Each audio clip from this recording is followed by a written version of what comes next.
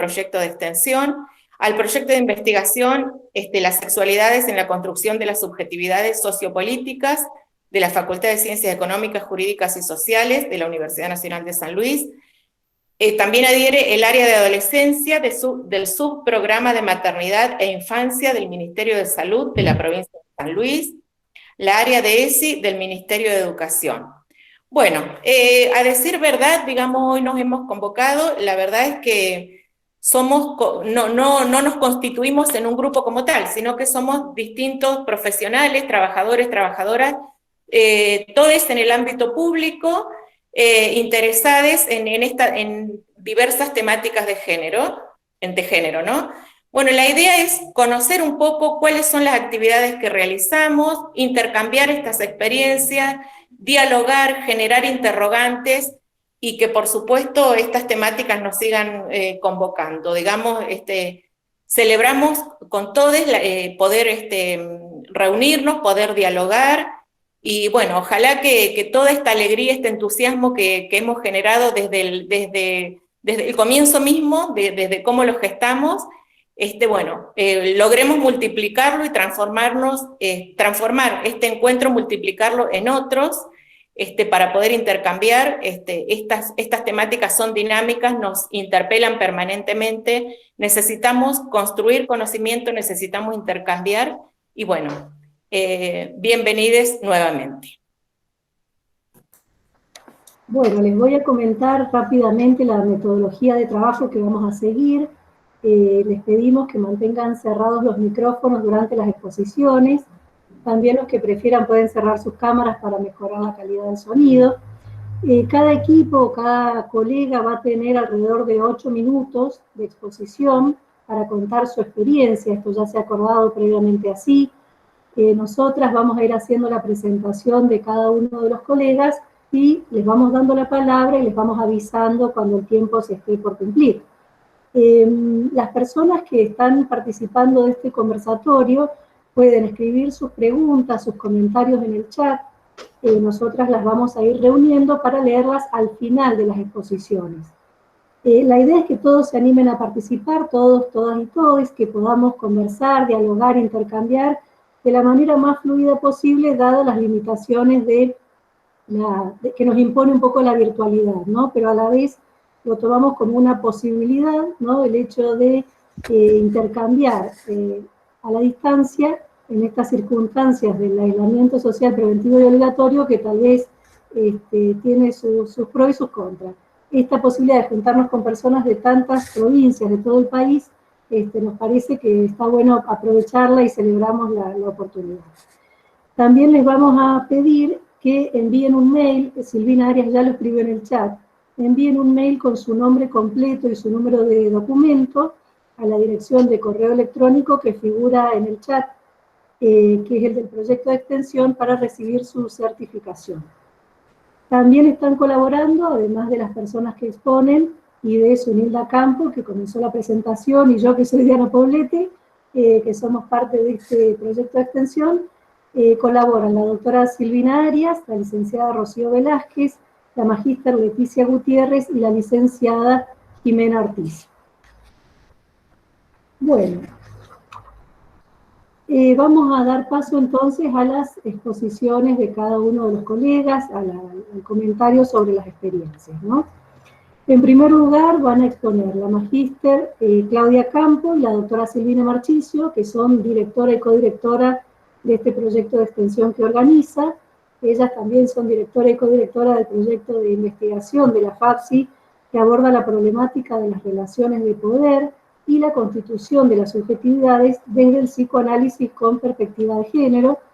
Ellas son docentes, investigadoras de la FAPSI y son doctora y doctoranda en psicología en temáticas que articulan el psicoanálisis con los estudios de género. Bueno, les damos la palabra y cierro ahora mi micrófono. Bien. Bueno, voy a comenzar yo. Bueno, primero queríamos comenzar destacando, antes que nada, la importancia de las actividades de extensión como parte del compromiso social de la universidad en su potencialidad transformadora. entendiendo la extensión en un sentido bidireccional. No solo pudiendo salir a la comunidad y transferir conocimientos adquiridos, sino también a partir de la capacidad y de la intención de construir conocimientos colectivos en conjunto, recogiendo los aportes y las necesidades que los distintos actores y los distintos sectores de la comunidad tienen para ofrecernos. Este intercambio consideramos que es fundamental para poder repensar nuestras prácticas y también revisar las áreas de vacancia en nuestra formación. Bueno, en cuanto a nuestro proyecto de extensión, surge a partir de una demanda de la comisión directiva del sindicato ATE, que nos planteó la necesidad y el deseo de instalar el debate sobre problemáticas de género, a partir de haber identificado algunas situaciones de tensión o conflictivas basadas en el género entre sus afiliados.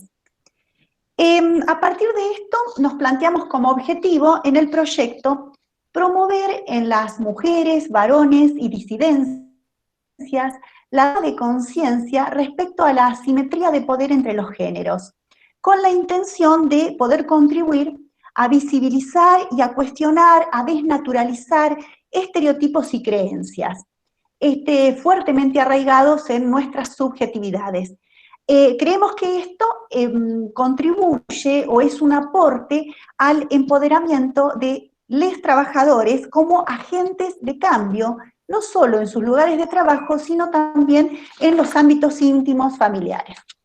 Bueno, la modalidad de intervención con la que trabajamos fue con la modalidad de talleres.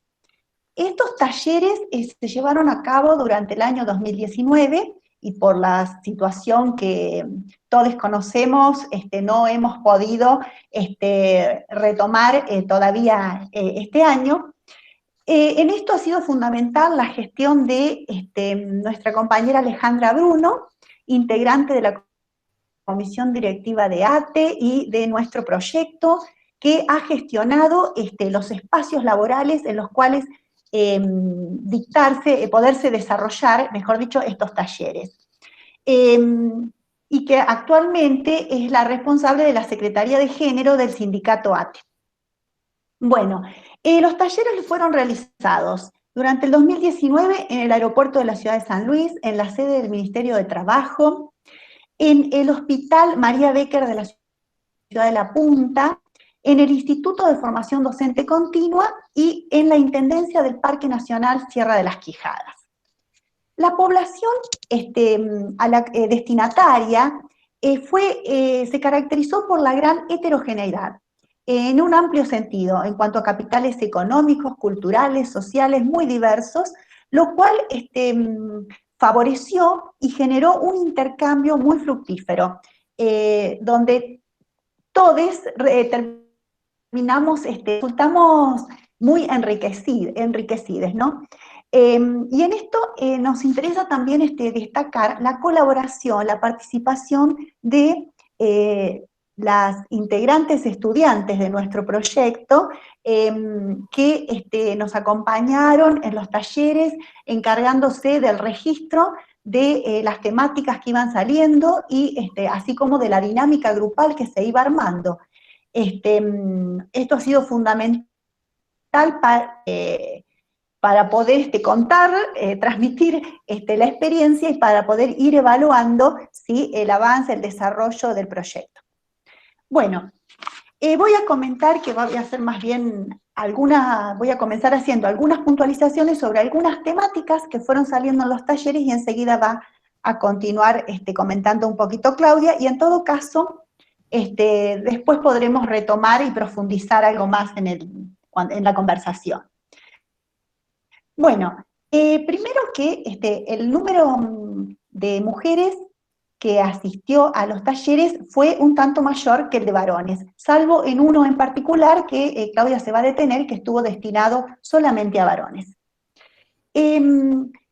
Como algunos de los temas interesantes que salieron, por ejemplo, fue que los varones plantearon podían hacer un reconocimiento de los mayores obstáculos que enfrentan las mujeres en el ámbito público y la sobrecarga emocional en el ámbito doméstico, emocional y física en el ámbito doméstico. Sin embargo, a la hora de argumentar los motivos por los cuales creían que se daba esta diferencia, oscilaban entre argumentos de tipo naturalista, las mujeres nacen con más obstáculos, o algunos podían reconocer el papel de la socialización. También advirtió que los varones podían mostrar, empatizar o tener un mayor registro de la inferiorización del género femenino a partir de cierta empatía que podían tener, experimentar con las mujeres del ámbito familiar, especialmente madre, hijas, nietas, no tanto las parejas, las compañeras. Entonces, pensábamos cómo esto nos llevó a pensar cómo podría ser un punto por el cual podría uno comenzar un ejercicio, por el cual comenzar a problematizar y a incomodar a los varones en su asumida superioridad. También plantearon la vivencia de peligrosidad que experimentaban en relación a los avances de los movimientos feministas, de las luchas de las mujeres, de las disidencias, donde expresaban el riesgo de sentirse en peligro, de ser manipulados. Y en esto aparecía una cierta desvalorización de los reclamos genuinos. Sí, perfecto. Silvina, bueno, en relación a las mujeres, se detectó el prejuicio, cierto prejuicio y descrédito en relación a situaciones de violencia que padecían otras mujeres, con lo cual esto generó el planteo de la necesidad de trabajar la sororidad y la empatía hacia el género femenino entre las mismas mujeres. Así como aparecían también creencias, explicaciones de tipo biológicas y también religiosas para justificar las desigualdades genéricas. Bueno, y en dos temas centrales, como fue, por ejemplo, la problemática del aborto y de la ESI, que posiblemente que ya los compañeros lo van a retomar, bueno, hubo bastantes dificultades en pensar en estas situaciones desde una mirada de derechos y de salud pública, ¿sí? Claudia. Bueno, yo muy cortito para no ocupar tanto más los minutos que se nos hace como difícil, así que pido unos 3 o 4 minutitos más y ya terminamos con nuestra exposición. Okay.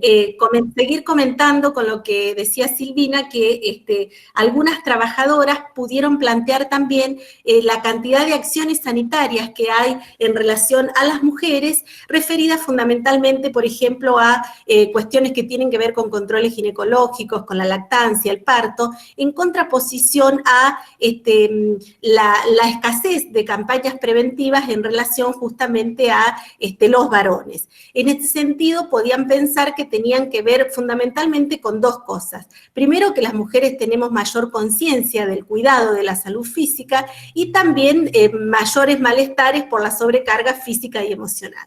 Nos preguntábamos también por qué los varones consultan escasamente o realizan consultas de manera poco frecuente, consultas médicas, y también nos preguntábamos en relación a los estereotipos que inciden de la masculinidad tradicional para que esto suceda. También fue significativo que en el ámbito laboral las mujeres en los distintos talleres comentaban sus dificultades para conseguir ascensos en los cargos laborales, así también como el destrato y la calificación recibida no solamente por sus superiores, sino también por sus compañeros varones.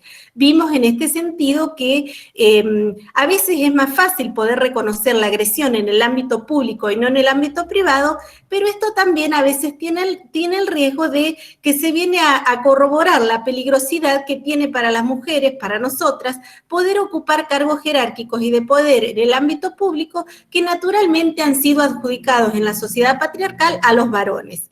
En ese sentido, las mujeres dijeron o manifestaban que ocupaban mayoritariamente cargos administrativos. También pudieron visibilizar en los talleres y hacer críticas que los varones en general no comparten mucho las actividades domésticas, sino que lo hacen solamente cuando les sobra algo de tiempo. Y también las mujeres relataban en el ámbito laboral que muchas veces tienen los varones, piden que se los atienda, con lo cual también esta cuestión de cuidado de las mujeres va más allá del ámbito privado y se extiende hacia el ámbito público. Surgió también como una preocupación de las compañeras en distintos talleres el tema de la doble y la triple jornada laboral, lo cual por supuesto conlleva un padecimiento particular en las mujeres.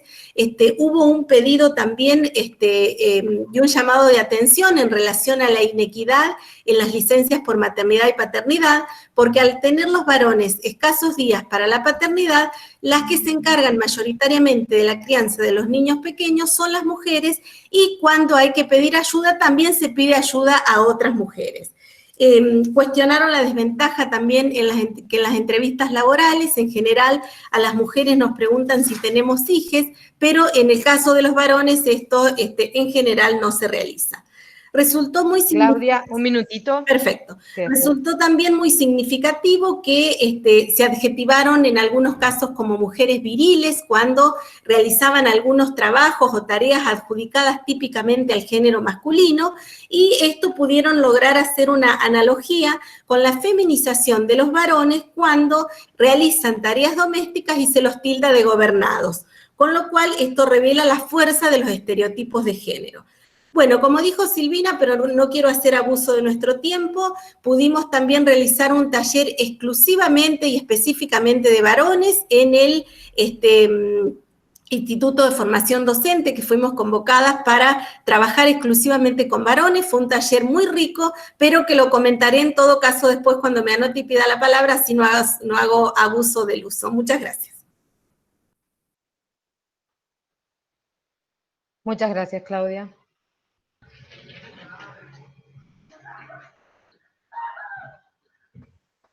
¿Suni? Bueno, justo se desconectó Suni. Apareció que abandonó la reunión. Pero presento yo a la licenciada Patricia de Miguel, en todo caso después continúa Suni.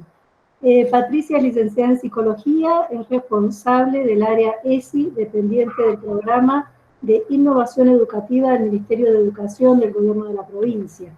Te escuchamos, Patricia. Bueno, hola a todas, a todos y todes.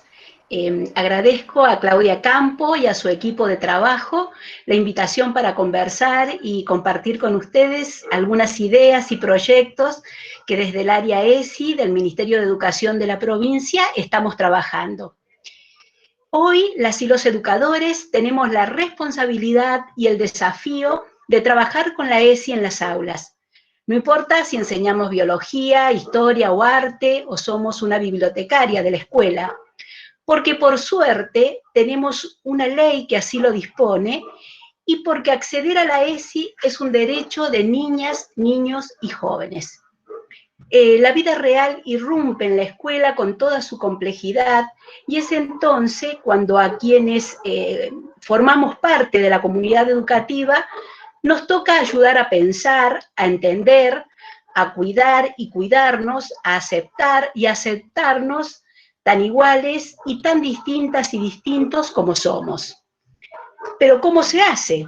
¿Cómo trabajar con los chicos y chicas de distintas edades temas fundamentales como el respeto por la diversidad, los sentimientos y la afectividad, la identidad, las formas de relacionarnos con otras personas, de experimentar el placer, el ejercicio de los derechos sexuales y reproductivos y el reconocimiento del cuidado del propio cuerpo y el de los demás? Entonces, el rol de los docentes es fundamental e indelegable en este viaje. Si bien la ley de ESI nos ofrece un marco para empezar a trabajar, para hacernos cargo del desafío que implica ponerla en práctica, necesitamos tener conceptos claros y herramientas sólidas. Me gustaría trabajar este concepto de cuando nos referimos al enfoque integral de la educación sexual en su abordaje educativo o escolar, estamos haciendo alusión a que consideramos y abordamos a la sexualidad como un proceso complejo y multidimensional, que vamos desarrollando a lo largo de la vida y transcurre en cada uno de los ámbitos de pertenencia, entre ellos la escuela.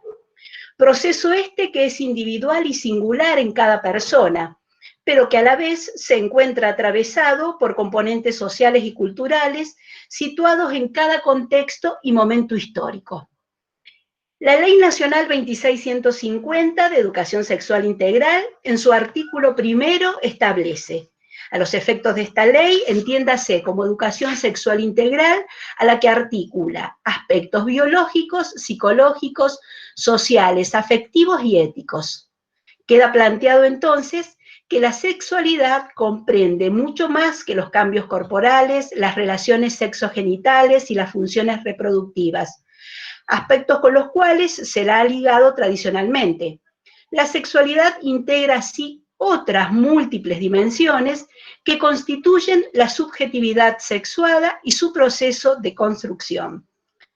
Cuando hablamos de sexualidad, entonces, estamos incluyendo aspectos tales como la identidad, con sus diversidad de expresiones en la singularidad de cada momento histórico y contexto social, las emociones y sentimientos presentes en los modos de vivir, cuidar, disfrutar, vincularse con uno mismo y una misma y con otros y otras, y respetar el propio cuerpo y el cuerpo de otras personas.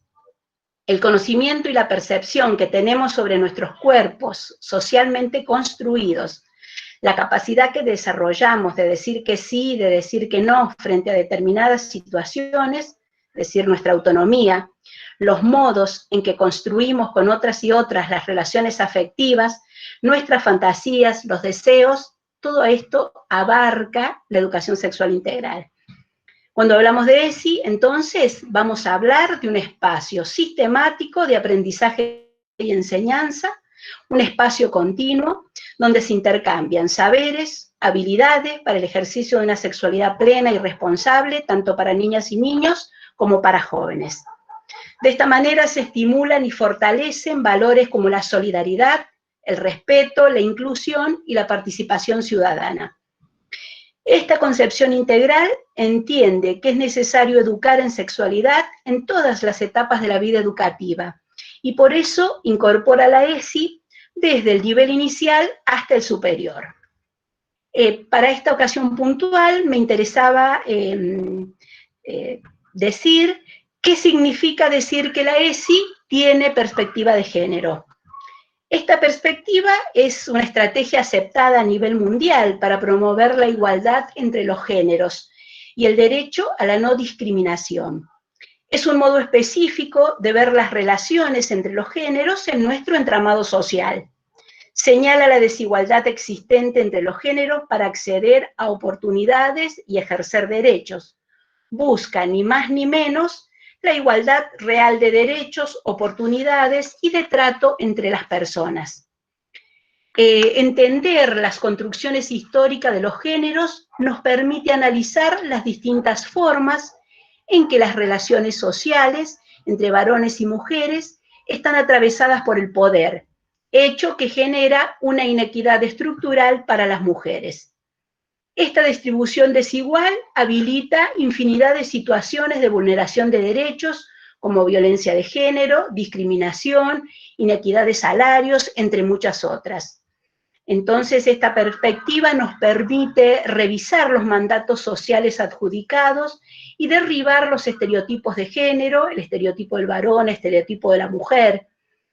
Un aspecto importante que quería marcar es que el enfoque de género nos brinda herramientas para detectar situaciones de violencia que pudieran suscitarse en el ambiente áulico, visibilizar las violencias y también poder denunciarlas. Esta reflexión en la escuela promueve la posibilidad de una sexualidad entre ambos géneros más igualitaria, un enfoque de la sexualidad que nos ponga en pie de igualdad en cuanto a nuestras responsabilidades y nuestros derechos. Brevemente quisiera referirme a nuestro trabajo en este tiempo de aislamiento físico e interrupción de trabajo presencial en las escuelas. Decidimos, sí, ahí voy,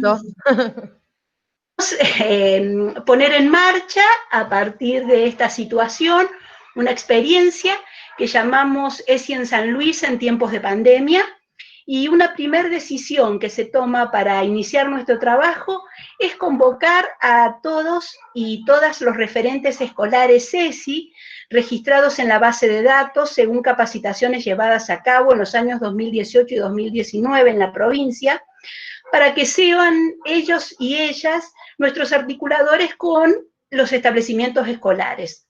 A partir de este contacto se inauguraron las aulas para los 3 niveles educativos, inicial, primaria y secundaria, ofreciendo a las y los docentes diversas actividades, recursos audiovisuales y producciones literarias, entre otras actividades, para que éstas sean trabajadas, revisadas con colegas docentes y luego ofertados a los y las estudiantes de las respectivas instituciones.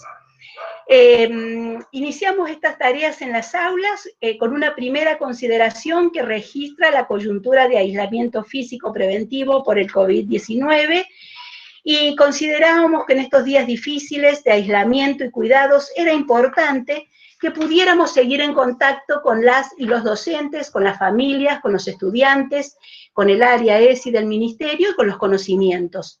Es interesante decir que contamos con un total de alrededor de 600 docentes registrados en estas aulas virtuales y con los cuales estamos trabajando en este tiempo. Y la verdad que si uno evalúa, ha sido alentador, pues en función de los objetivos que nos propusimos, los docentes han valorado positivamente el acompañamiento, los recursos, el intercambio. Y bueno, van desde saludos alentadores, análisis muy pertinentes y profundos de los derechos de las niñas y adolescentes. Bueno, justamente valorar esta tarea que los y las docentes están llevando a cabo, este acompañamiento que las y los docentes hacen con nuestros niños y niñas, me parece que es un punto importante en este momento en el trabajo con la ESI. Muy bien, muchas gracias.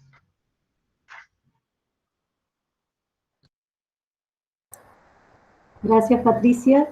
Bueno, vamos a continuar con la doctora Temis Lorda y la licenciada Jimena Garibotti.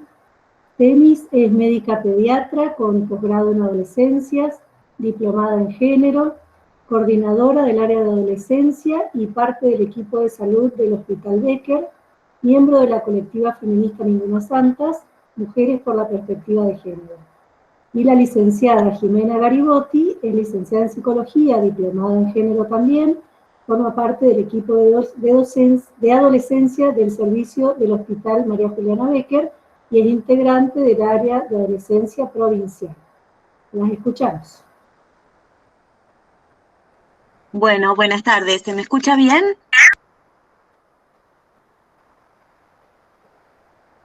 ¿Se escucha bien? Sí, perfecto. Sí. Ah, bueno, muy bien. Bueno, contarles que hace unos cuantos años que estamos trabajando con Jimena y con Verónica, que es otra compañera que hoy no nos acompaña, en el programa de adolescencia desde el año 2012, y vamos aprendiendo con estos procesos históricos que acontecen. En San Luis hay una población de adolescentes de aproximadamente 90.000 chiques.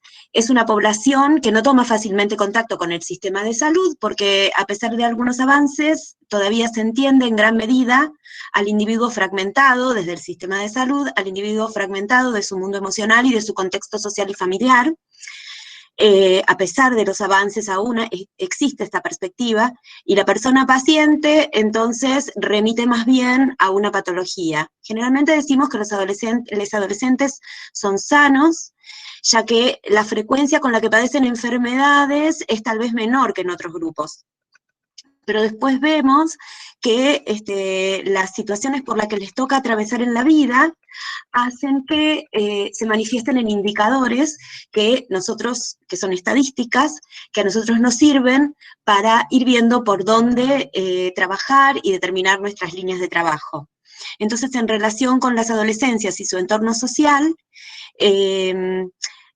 aparecen estas problemáticas que hacen que nosotros veamos como una tarea impostergable comprender las particularidades propias de este momento de la vida, que todos atravesamos en algún momento, y el impacto que tiene este momento, el tránsito por este momento de la vida, para luego llegar al mundo adulto, y de esta manera poder acompañar respetuosamente y garantizando fundamentalmente derechos. Por eso una de nuestras principales líneas de trabajo, y la primera que trabajamos siempre con los grupos de salud, con los equipos de salud, es derechos. A pesar de que tenemos una copiosa cantidad de leyes que garantizan el acceso de los jóvenes o de las adolescencias al sector salud, pues hace falta tiempo para construir ciudadanía en los jóvenes y adolescentes, y además para que los profesionales de la salud tomen conocimiento de este marco de derechos y se constituyan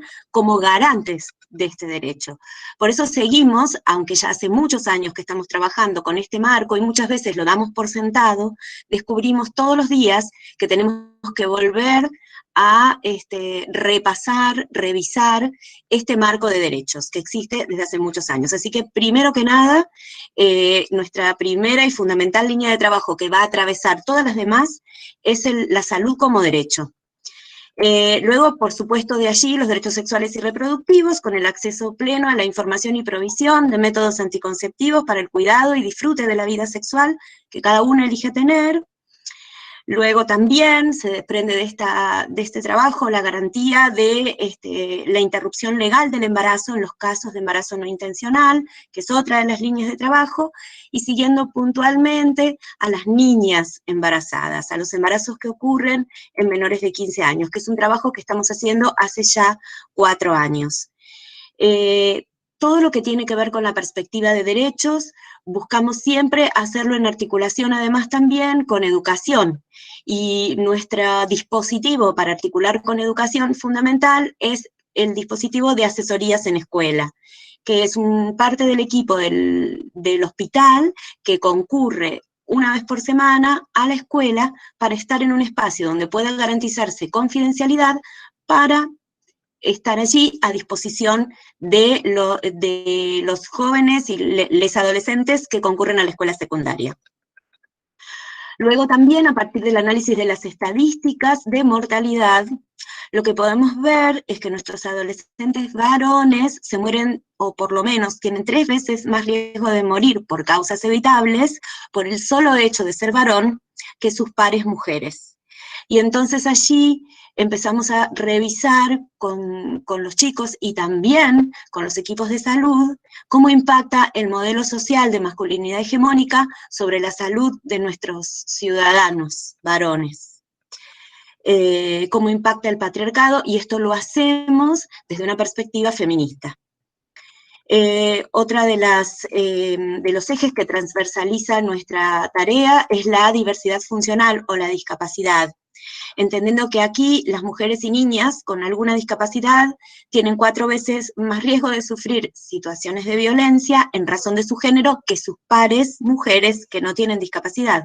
Por lo tanto, allí también trabajar con educación y trabajar con los efectores de salud para poder garantizar la mayor equidad a la que se pueda aspirar en función de la diversidad funcional.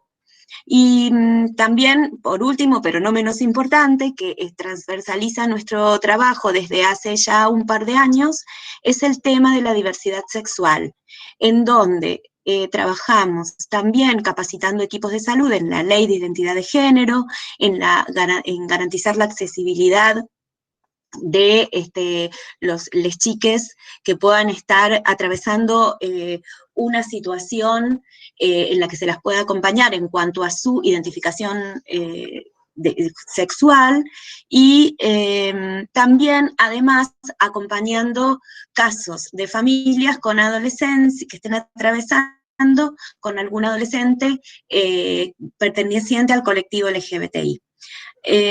Bueno, así que este es nuestro trabajo. Es un trabajo arduo, es un trabajo que a veces nos hace perder un poco la paciencia o nos desanima, pero entendemos también que son procesos sociales por los cuales nosotros también estamos atravesando.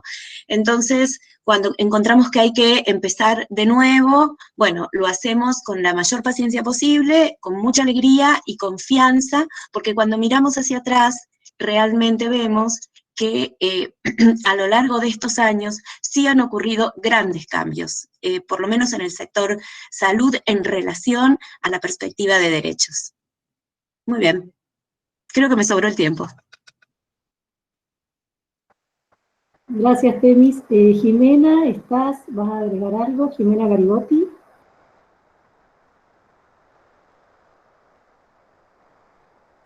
Jimena Garibotti, ¿va a hablar Temis? Sí, está Jimena. ¿Va a Sí, hablar perdón, o ya estamos finalizando con tu no, exposición? estaba hablando sola porque pensé que tenía prendido el micrófono y no. No, solamente agregar a partir de las líneas de trabajo que planteó Temis, que nuestra labor fundamental es poder capacitar a todos los equipos de salud de la provincia de San Luis para que puedan trabajar, recibir y alojar a todas las adolescencias que por múltiples barreras, ya sea físicas o simbólicas, no acceden a los servicios de salud. Sobre todo apuntamos a esto que priorizó Temis, que es la perspectiva de derechos, ¿no? Entendiendo tanto a la salud integral como un derecho, como al mismo sujeto, como un sujeto de derechos, en contraposición a lo que sería la mirada paternalista o tutelar. Si bien en Argentina hay un frondoso marco jurídico que garantiza todo el ejercicio de la salud de esta población en particular, de la población adolescente, sin embargo, en la práctica siempre se constatan numerosas barreras de acceso de la población que más que nada están fundadas en el desconocimiento por parte de los mismos equipos de salud de los marcos jurídicos y legales que garantizan este derecho al acceso a la salud. Bueno, y si bien, digamos, desde una perspectiva más médica, siempre se ha entendido al adolescente comúnmente como una población sana, ¿no? Entendiendo que epidemiológicamente, digamos, todo lo que es el índice de muertes, enfermedades y padecimientos crónicos es bajo. Sin embargo, digamos, el cambio físico genital que acontece durante la adolescencia conlleva una gran movilización psíquica porque indica la posibilidad, sobre todo, de un encuentro sexual con un otro, ¿no? Y este plantea un interrogante acerca de la elección inconsciente del propio género. Entonces, esta elección inconsciente del género, ya sea hetero, homo, bi o trans, no va a ser sin cierta conmoción en la persona adolescente que transita este momento. Y esta conmoción, la mayor parte de las veces, vemos que se acentúa o se pone en tensión con el mismo sistema patriarcal que organiza las sociedades desde la heteronormatividad, ¿no? Entonces, esta heteronormatividad que enmarca los géneros, al igual que a las razas y a las clases sociales, en un sistema segregativo y discriminatorio, los adolescentes no son ajenos a este sistema, ¿no? Y es por ahí los que más lo sienten. Entonces, es que desde esta perspectiva es que entendemos que es sumamente importante apostar a la formación de los equipos para acompañar la diversidad de adolescencias que muchas veces quedan invisibilizadas por no contar con los marcos jurídicos, legales, y con una modalidad de trabajo que pueda alojar esta diversidad, ¿no? Bueno, solamente eso es lo que quería agregar. Bueno, muchísimas gracias, Temis y Jimena. Ahora vamos a presentar a la licenciada Gabriela Pérez, que es licenciada en Trabajo Social, diplomada en Educación, Crítica, Género y Nuevas Subjetividades, diplomatura en Género y Movimientos Feministas, docente del IFDC de Villa Mercedes. Y a la licenciada Cristina Carranza, que es licenciada en Trabajo Social, tallerista nacional de ESI, diplomada en Educación Crítica, Género y Nuevas Subjetividades, y diplomatura en Género y Movimientos Feministas. También docente del IFDC de Villa Mercedes. Bueno, bienvenidas y les damos la palabra. Hola, buenas tardes, ¿cómo están? Nosotras, como buenas maestritas que somos, le pusimos un título a nuestra conversación. El título es así: la escuela como productora de subjetividades sexogenéricas y la irrupción de la ESI en las prácticas docentes. El título parece ambicioso para el poco tiempo con el que contamos, pero bueno, la idea era como mostrarles el marco desde donde queremos compartir nuestras experiencias. Con Cristina somos licenciadas en Trabajo Social y ya desde hace un largo tiempo venimos trabajando juntas como docentes en el IFDC-BM, y también cuando nos juntamos, cuando nos encontramos en la docencia, decidimos, por una decisión política y epistemológica, trabajar nuestro espacio curricular, que es investigación educativa, desde una perspectiva de género. Fue una decisión nuestra, digamos, no fue un pedido institucional. Pero sí hay que aclarar que la institución acompaña, hay una apertura, se respeta la libertad de cátedra, ¿no? Que no es poco. ¿Por qué nosotras creemos en la necesidad de mirar el campo educativo desde la perspectiva de género? Porque la escuela es una institución que produce, que genera, que forma subjetividades, identidades, y también la escuela es una institución que desde sus orígenes ha marcado, ha normativizado, regularizado y jerarquizado las diferencias. Y es allí donde nosotras creemos necesario mirar las prácticas docentes con lentes de género, como decimos nosotras.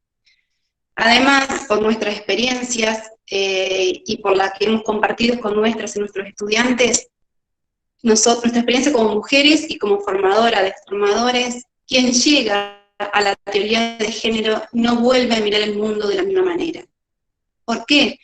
Porque el género, la teoría de género, nos permite romper, reflexionar, mirar, poner de manifiesto esa mirada biologicista, naturalizada, binaria y dicotómica que nos regula, digamos, ¿no? Y más en la escuela. Entonces nosotras tomamos el género como un eje transversal de nuestra materia, nuestras y nuestros estudiantes investigan desde el género, miren el campo educativo del género, y también vamos de la mano, digamos, con el género y con la ESI. ¿Por qué? Porque la ESI también irrumpe en una práctica docente, ¿y qué genera? Permite develar, pone de manifiesto la naturalización con la que se producen las prácticas sexogenéricas en todos los niveles educativos, desde inicial a superior.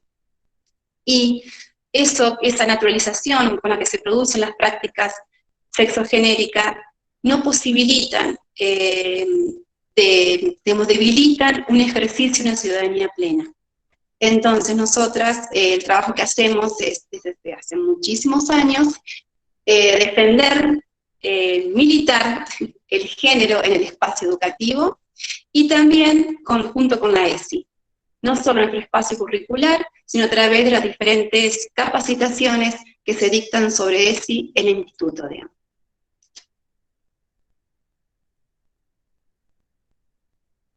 Cris. Y bueno, Cristina ahora les va a compartir nuestras experiencias. Bien, hola, ¿se me escucha? Bien. Un poco lo que yo quisiera compartir en estos minutos es, y que lo charlábamos ayer con Gaby, digamos, que podemos compartir en función de esta premisa política y epistémica que, a través de la cual se organiza nuestra práctica, es pensar en esa capacidad de irrupción y de transformación que tiene la perspectiva de género en las prácticas docentes. Si pudiéramos generar currículums de género en las formaciones docentes, en las formaciones universitarias, seguramente el destino de la educación sería otro, ¿no? Y la ESI justamente viene a eso, ¿no?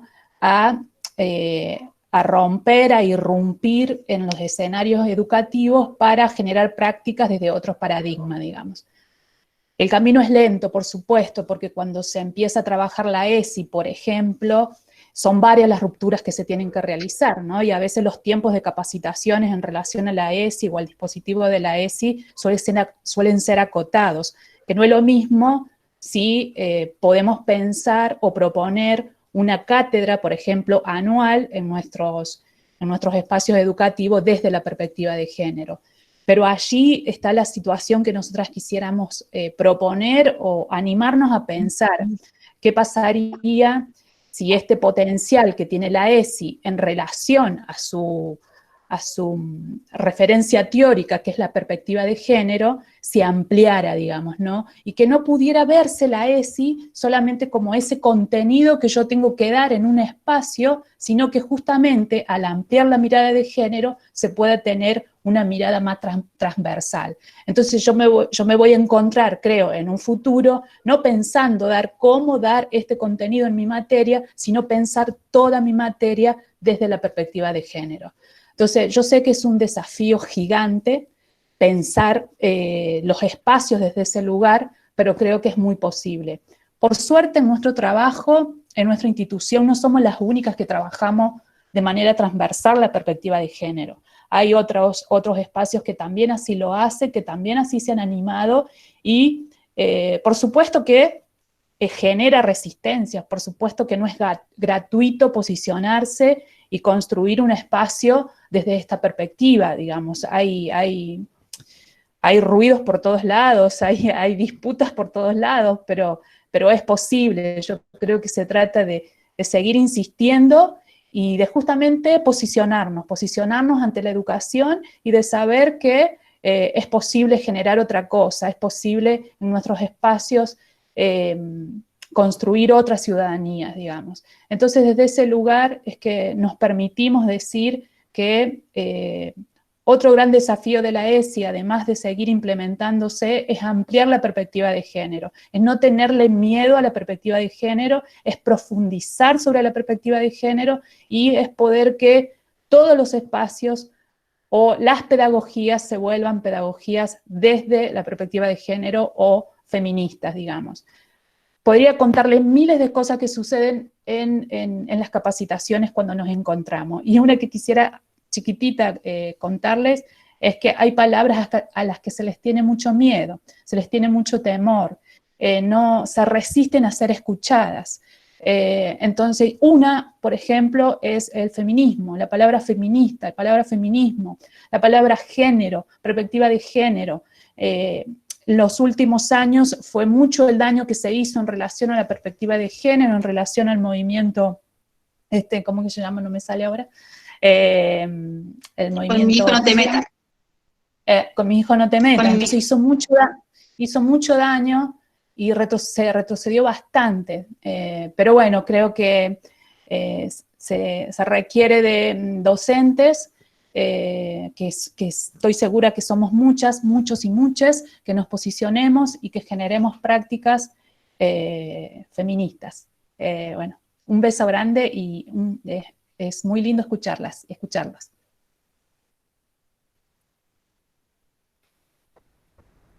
Bueno, muchas gracias. Antes de darle la palabra a Claudio, los vuelvo a invitar a escribir sus preguntas, sus comentarios en el chat. Así podemos ir reuniendo ese material, digamos, para una vez que se terminen, se concluyan las exposiciones. El licenciado Claudio Barbero es profesor en Filosofía y Ciencias de la Educación, es licenciado en Trabajo Social por la Universidad Nacional de Córdoba, es especialista en educación, diplomado en análisis y abordaje del acoso escolar, bullying, es diplomado superior de Derechos Humanos y Diversidad Sexual y maestrando en Salud Mental. Le damos la palabra a Claudio. Muchas gracias nuevamente. Bueno, muchas gracias. No sé si se me escucha, Diana, confírmame. Sí, un poquito bajo, pero se escucha. Bueno, subimos los volúmenes. Levanto el tono de voz entonces. Ahí está. Ahí está. Bueno. Bueno, quería comenzar compartiendo En realidad no, voy a hacerlo distinto, porque la verdad que me quedé con muchas ganas de seguir dialogando con cosas que las compañeras fueron planteando, ¿no? Y lo quiero decir, digo, lo que ha planteado recién la compañera de llevar a pensar desde la ESI, desde la perspectiva de género, cuestiones vinculadas a los estudios universitarios, interpelar las carreras de grado y las carreras superiores. Fíjense si no es curioso que la mayoría de los espacios universitarios en los que se alojan este tipo de conversatorios son las secretarías de extensión y no las secretarías académicas, ¿no? Digo, hay muchos planes de estudio de muchas carreras a nivel nacional que se están revisando, motorizados por las secretarías académicas, pero hay una asociación muy rápida de las ayudas y los acompañamientos universitarios en relación a la ESI desde las áreas de extensión, ¿no? Como digo, eso nos habla de todavía una visión muy rígida respecto a lo académico en términos de la transversalización de algunos ejes, como por ejemplo el eje de la perspectiva de género que bien planteaba Cristina, la colega.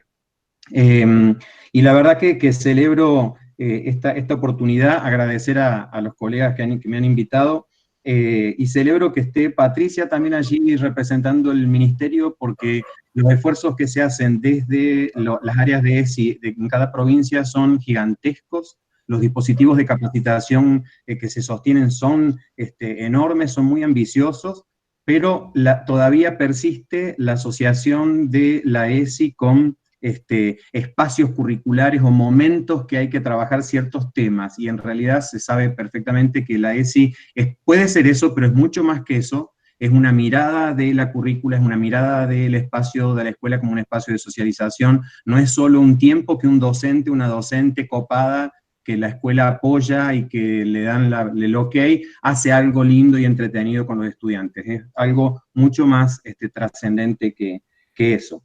Bueno, nada, hay un montón de guantes tirados súper lindo para conversar, pero voy al tema que quería proponer yo porque se me va a ir el tiempo. Por supuesto que todavía la cara de alegría que conservo es por lo que ha sucedido en Costa Rica, que imagino que todas y todos tendrán presentes la entrada en vigencia del matrimonio igualitario del día 26, ayer. Con esa misma alegría intento compartirles un poco algo que enfrentamos aquí en Córdoba en el año 2016 en el Ministerio de Educación en relación a la implementación de una iniciativa vinculada con la terminalidad educativa de personas trans adultas. Pensaba mientras hablábamos que las situaciones que les voy a contar tienen que ver con una etapa de nuestra historia en donde la educación sexual no fue integral, con una etapa de nuestra historia en donde no hubo ESI, pero sí hubo educación sexual, como dice Graciela Morgades, toda educación es sexual, y quizás algunas de las cosas que les pincele tengan que ver con esto, ¿no? Con cómo han sido en aquel momento para estas personas las experiencias en su trayectoria y en su paso por la escuela, y en qué han derivado, ¿no? Olvídate, Ariel, del videíto, no lo vamos a ver porque no tenemos tiempo. Directamente contarles que esta iniciativa surge de un pedido que nos hizo al Ministerio de Educación, una comisión interministerial que funciona aquí en nuestra provincia, de Derechos Humanos, Diversidad Sexual y Géneros, en donde se nos pidió pensar una iniciativa para acompañar en su regreso a la escuela a personas adultas trans que querían terminar su educación secundaria, ¿no? Bueno, rápidamente tuvimos algunas entrevistas con algunas de las organizaciones de la sociedad civil que llevaron esta inquietud, una de ellas fue ATA, y pensamos en, bueno, cómo retomar la escolarización en esas situaciones, ¿no? Y la verdad que fue un caminito de un 1 a 1, digamos, y tratando de identificar las personas, mujeres, varones, el 80% de las personas que han pasado por el programa han sido mujeres, mujeres trans, adultas, y trabajar un poco esa vuelta a la escuela, que por supuesto no significó la creación de ningún servicio, ni ningún servicio educativo exclusivo para las personas trans. La vuelta a la escuela era la vuelta a los 6.000 servicios educativos que tiene la provincia, no había por qué crear una escuela diferente, pero sí, por supuesto, atender a que si la inquietud surgía de por qué tener que acompañar a la población en este regreso a la escuela, era por algo, ¿no? era por justamente esas biografías tan difíciles que atravesaron en su momento y que presentaban el escenario de volver a la escuela como un escenario amenazante, difícil, y de hecho así lo es porque cuando van a un servicio de adulto, habitualmente para inscribirse te entregan un papelito en donde te indican la documentación que tenés que presentar, y una de ellas, casi la primera, es una fotocopia del DNI. Y ya eso implica toda una preocupación de las compañeras y compañeros que a lo mejor empiezan a hacerse la idea de, bueno, si me van a preguntar si tengo el DNI actualizado, si no lo voy a actualizar, si por qué me llamo, me he visto así. Entonces digo, la recepción de estas inquietudes suele ser una recepción bastante hostil para subjetividades que han sido rechazadas, expulsadas del sistema educativo. En el marco de esas conversaciones, creamos esta iniciativa que la nombramos, fue con una colega, otra colega trabajadora social, el programa de terminalidad educativa Claudia Piava Udraco, en honor y en memoria de una militante trans muy conocida. Y el acompañamiento fue de uno a uno, ayudando y colaborando en la búsqueda de la documentación, porque esa es una de las principales dificultades que enfrentan. La mayoría eran compañeras migrantes de otras provincias que habían sido expulsadas por sus familias, por sus territorios, por sus amistades, rechazadas, discriminadas. Entonces en la migración lo último que echan mano es a la carpeta de los papelitos. Acostumbramos nosotros a andar con nuestros certificados y nuestros títulos y las constancias y armar nuestros currículos. Bueno, no es una práctica que sea de todo el mundo, por lo tanto un primer escollo era dar con la documentación formal que habitualmente detiene el ingreso a los servicios. Bueno, con la mediación de nuestra iniciativa, el diálogo con los servicios de adultos era, a ver, matriculemos y que inicie inmediatamente la escolarización donde sea que corresponda, y desde el programa nos ocupábamos de hacer articulaciones con otras provincias o con otras áreas, incluso con otro país, para conseguir la documentación. Son como pequeñas situaciones en donde se destraban cosas que para quizás una son del orden de los trámites comunes, pero para una persona que ha huido de su provincia, para una persona que acostumbra a dormir de mañana porque trabaja con su cuerpo de noche, era impensable pedirles que hagan trámite, que saquen un número, que hagan un viaje para pedir un papel.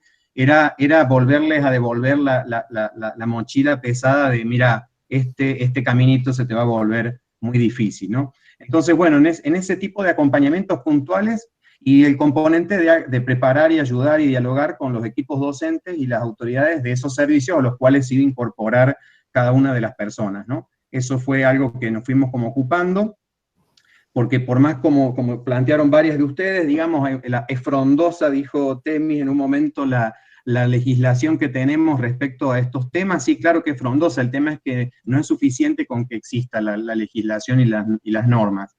Hay todavía un sistema de creencias que se resiste muy fuertemente a aceptar todas estas cuestiones, que no es desconocimiento de los marcos normativos, no es desconocimiento o inocencia o ignorancia así supina, sino no es para nada eso, es resistencia, porque los sistemas de creencias y las formaciones discursivas que circulan tienen que ver con lo que planteaba una de ustedes recién, con el rechazo, la resistencia, la negación, y la fuerte impronta, digamos, de retroceso en esto de lo antiderecho, ¿no? Ustedes nombraron recién un movimiento en particular. Bueno, y después, yo no sé cómo voy del tiempo, Diana. Te queda 1 minutito y medio, más o menos. Me sobra. Bueno, y después, en ocasión a esta iniciativa, preparamos un insumo gráfico que hicimos impresiones para todas las escuelas y los servicios sobre la ley de identidad de género, porque ahí, bueno, vamos dando con esto que les voy a contar, para Patricia será pan de todos los días. Existe la ESI, existe la ley 26150, existe, pero nos damos todo el tiempo en las escuelas con escenarios en donde no se conocen los ejes conceptuales, no se conocen las puertas de entrada de la ESI, no se trabajan, no es que no se conocen, no se trabajan. Se conoce de la ley de identidad de género, pero se cree que es la ley del DNI, y en realidad no es la ley del DNI, es la ley del trato digno. Tenga el DNI que tenga, el DNI es un derecho que tiene la persona trans, no es una obligación. Digo, empezamos a dar con todas esas dificultades y esas falencias que hacen que en los hechos se complique el regreso a la escuela para personas trans que han tenido una experiencia seguramente discriminatoria y de hostigamiento cuando lo han intentado hacer por primera vez, ¿no? Entonces, bueno, en el plan de trabajo justamente nos propusimos acompañar a estas personas, no solo a la finalización de estudios, sino también en su continuidad, en la búsqueda de algún oficio, si era su deseo, o en la continuidad de estudios, en algunos de los casos de ellas, que hemos conseguido algunas becas en algunas universidades en donde había la posibilidad de hacer alguna carrera que a ellas les gustaba. Entonces, ahí fuimos también descubriendo que la mirada integral en torno a la población trans supone por parte del sistema educativo reconocer que no podemos solos desde educación restituir esa mora social, esa ausencia que como Estado y como sociedad hemos tenido, o esa presencia dañina que hemos tenido en otra época. Restituirla no es solo tarea de la escuela o del sistema educativo, hay que vincular también educación, trabajo, hay que vincular también salud. Digamos, por eso celebro en este conversatorio la presencia de diversos campos, digamos, de intervención, porque hay realidades que no pueden ser abordadas integralmente si no hay intersectorialidad, ¿no? Entonces también eso lo fuimos pensando en articulación con otras áreas y con otros ministerios. Y cerrar, en todo caso después para el momento de las preguntas, porque fui salteando muchas cosas por el tiempo, pero cerrar con la idea de que por ahí está bueno en estos espacios habilitar, detenernos, ¿no es cierto? Detenernos para habilitar la pregunta, es decir, demorarnos un poquito y habilitar la posibilidad de preguntarnos por qué, preguntarnos sobre las contingencias que nos han traído al día de hoy, a cada uno, a este conversatorio, los lugares desde los cuales hemos pensado ciertas cosas, los hitos que han provocado en nosotras y en nosotros rupturas de nuestro sistema de creencia, interpelaciones fuertes, lo que decía la colega, que una vez que me empezás a mirar con la lente del género, la realidad, el mundo, la sociedad, es un camino que no tiene vuelta atrás, y desidentificarnos poco a poco con ese a priori histórico que nos ha marcado un montón de normalidades que sabemos que han sido de opresión, ¿no? Y animarnos a producir, como decía Cristina, creo, no me acuerdo, pero animarnos a producir otras realidades, otras ficciones, podríamos decir, que no sean de opresión, que no sean de violencia, que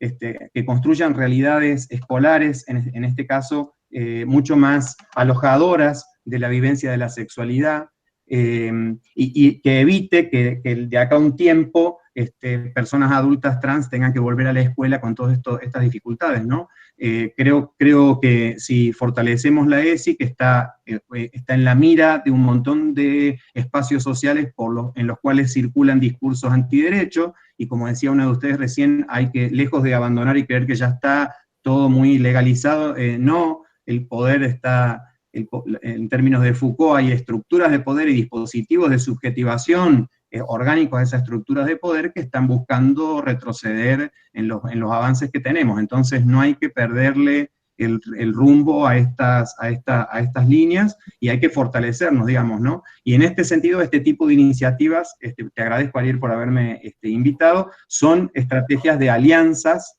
Yo quedo sorprendidísimo de estar en un espacio en donde todo el mundo usa el lenguaje inclusivo. Habitualmente tengo que tensionarlo en los espacios, claramente que en este espacio era de esperar, ¿no es cierto?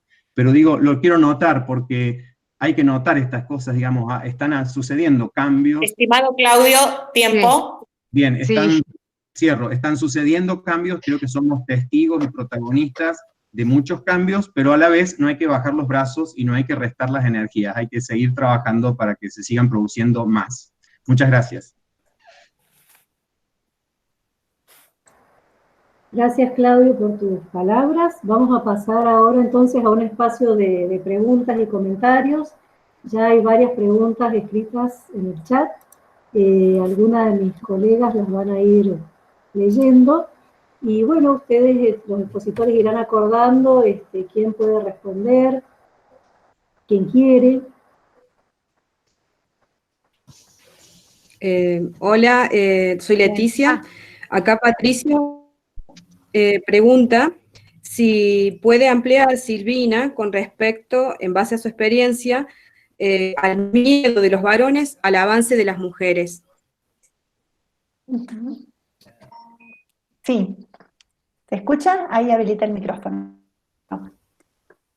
Sí, nosotras nos referíamos puntualmente, Claudia, me gustaría que enseguida ampliara un poquito, que quedó pendiente, las cuestiones que salieron en el taller de varones exclusivamente, que fueron muy interesantes, pero en ese punto, lo que nosotras advertíamos es un cierto encubierto, digamos, con un solaz de risueño, de manía, en algunos varones, y con un intento de descalificar los reclamos y los movimientos de mujeres y los cambios que estos movimientos vienen generando en los últimos años.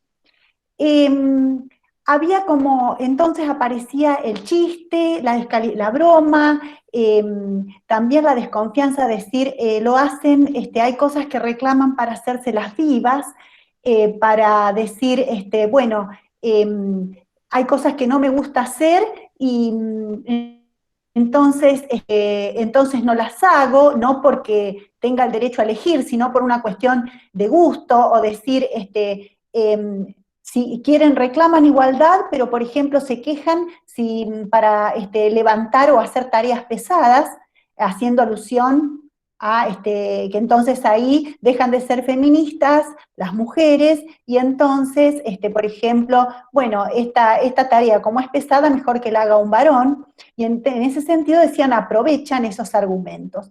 Todo esto en un sentido, por supuesto, muy defensivo, haciendo uso del chiste y de la manía, debajo de lo cual nosotras podíamos leer el miedo que tiene que ver con el estar siendo expuestos al corrimiento de los lugares que han ocupado históricamente, corrimiento o al menos interpelados en los lugares de comodidad que vienen ocupando. Y eso genera una cierta desestabilización, temor y, bueno, un temor que es persecutorio, ¿sí? Me corro de esto que tenía seguro, y ¿qué será lo que piden? Hoy vienen por esto, mañana por qué vendrán.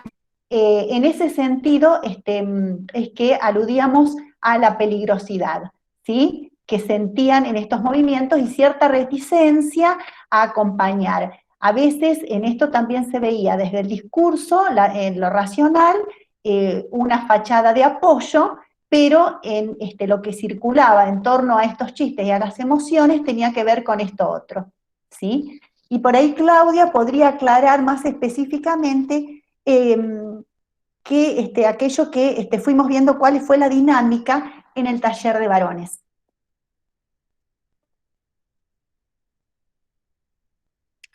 Bien, bueno, bien. Sí, no leí mal. Lo que se me pasó recién es que Ariel había pedido la palabra, si bien está al final del chat, ya que fue el que propuso y el que fomentó la reunión, le vamos a dar la palabra antes de seguir con las preguntas, si les parece bien. Hola a todos. En realidad son 30 segundos. Yo quería agradecer la predisposición, la organización y las presencias, la invitación que tan amablemente aceptó Claudio apenas se lo propusimos, y agradecerlo antes que se fuera más gente, digo, para que llegamos a más de 100 personas en esta actividad. Y me parece un espacio riquísimo de intercambio y de aprendizaje. Así que era eso nada más, digamos, agradecerles a todas y a todos y a todes que se hayan alineado las ganas de armar un espacio como este, que me pareció riquísimo. Eso nada más. Gracias. Seguimos entonces con las preguntas del chat.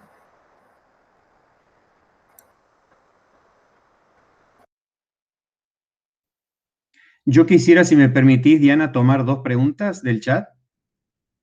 Sí, una de mis colegas está llevando las preguntas.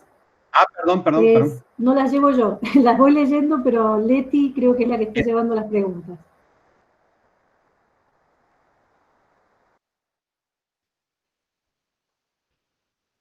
Leti, ¿lees la pregunta que sigue? Ahí la leo yo, Diana. La otra pregunta dice, ¿me escuchan? ¿Me escuchan? Mi pregunta es si la ESI está preparada para la emergencia que viven los hombres nuevos. Me refiero a los desafíos de las subjetividades masculinas en tiempos de deconstrucción del sistema patriarcal. El que quiera responder de los expositores. Justamente Claudio, yo había... Sí. Dale. No, solamente un par de aportes y conecto esa pregunta con otra de un muchacho Patricio que habla del miedo de los varones al avance de las mujeres. La ESI, por supuesto, como dispositivo, tiende a que problematicemos los estereotipos de géneros todas las personas. La ESI no es el trabajo de las mujeres, no es un trabajo de feministas, no es un trabajo para la gente del palo, la ESI es... ¿Me escuchan? ¿Sí? La ESI apunta a desmontar un dispositivo instalado de mucho tiempo, binario, ¿no es cierto? Y que si nos animásemos a avanzar en la problematización de esa hegemonía binaria, no debiéramos estar hablando de hombres ni mujeres, debiéramos estar hablando de otra forma. Todavía estamos muy anclados en proyectos que indagan en mujeres y en varones. Y la misma perspectiva de género nos mira así como con el ceño fruncido diciendo yo no te estoy llevando a eso. Y después, claro, digamos, el miedo de los varones al avance de las mujeres. Yo empezaría a tener miedo cuando empezasen a asesinarnos. Digo, hay realidades que se convierten en evidencia empírica que son los femicidios. Entonces suena como fuerte, como la pregunta por el temor de los varones. A ver, los varones, esto ya lo ha dicho Rita Segato incansablemente, los varones tenemos que deconstruirnos, sí, porque la violencia más fuerte se ha dado en los varones en términos de la socialización en ese patriarcado. Y ella lo dice en su texto de Contrapedagogía de la Crueldad. El trabajo de deconstruirnos lo tenemos que hacer, sí, claro, pero lo tenemos que hacer por nosotros mismos, y lo tenemos que hacer nosotros. Es decir, digo, en la emergencia de hombres nuevos, digo, no hay nada que temer, muchachos, no nos están matando, primero, es como que tranqui, panqui, y tenemos que sí deconstruirnos, tenemos que hacerlo por nosotros mismos para liberarnos de esos estereotipos, ¿no?, que encarnamos. Perdón, Claudio, te corté. Gracias. Bueno, otra preguntita acá para el equipo de salud. Temis o Jimena. Mi pregunta es para el equipo de salud. ¿Cuánto se contempla la perspectiva de género en las personas, jóvenes, adolescentes, con discapacidad, sobre todo en las prácticas anticonceptivas? Gracias. Bueno, en cuanto a lo que llamamos hoy diversidad funcional, para el compañero que pregunta, yo quisiera saber cuánto se contempla la diversidad funcional en nuestra sociedad, ¿no es cierto? Porque todavía estamos, a pesar de que hoy pretendemos tener un modelo social en cuanto a la mirada de la discapacidad, todavía estamos en el modelo rehabilitador y también incluso en el modelo de la prescindencia, en familias y sociedades que piensan que las personas que tienen diversidad funcional mejor no hubieran nacido. Entonces, esto es una gravísima problemática social que por supuesto atraviesa el sistema de salud. De todas maneras, nosotros garantizamos el acceso a el pleno goce de la salud sexual y no reproductiva para todas las personas que están en nuestra área de injerencia. ¿Qué quiero decir con garantizamos? Que tenemos el deseo de que se cumpla, y que estamos trabajando para que ello ocurra. Vemos, por ejemplo, en los casos de ILE, de interrupción del embarazo, cómo, porque en eso tenemos una línea de trabajo donde además de estar en la gestión, tenemos los pies puestos en la asistencia, entonces acompañamos situaciones de ILE, que cuando nos ha tocado trabajar con personas gestantes, que además tienen alguna diversidad funcional, tener que defender el derecho a decidir la maternidad incluso, porque ocurre muchas veces que las familias creen que no tienen derecho a gestar. Entonces, ¿Cuánto? Todo lo que podemos, conociendo el marco legal y trabajando en una sociedad que todavía está creyendo o está viviendo y alojando a la diversidad funcional en un modelo que es fragmentado, rehabilitador, y lejos de comprender esto como una cuestión, digamos, que la discapacidad es social, no es de las personas, es social. Entonces, eso. Espero que se haya comprendido la respuesta.